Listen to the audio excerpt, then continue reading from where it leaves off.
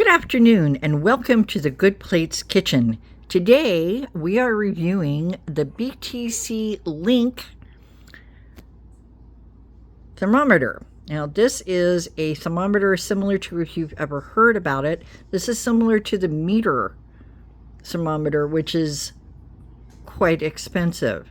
So this basically, what this does is it goes into the meat and you put it to, it's about here, and you stick it all the way in the meat, and then you use it with your phone.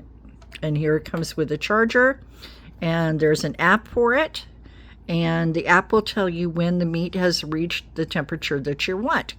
So we're going to be using this today, and I will show you later how it works after the unit is charged.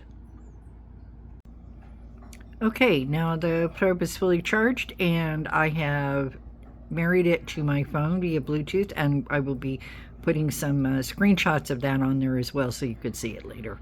Roast pork, and I'm going to take the probe, and you're supposed to stick it in as far as it'll go. Okay, so we're going to stick it in like that. Get in until it gets to here.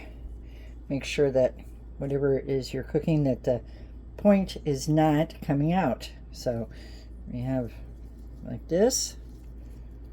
There we go. I'll put it in one more, a little bit more.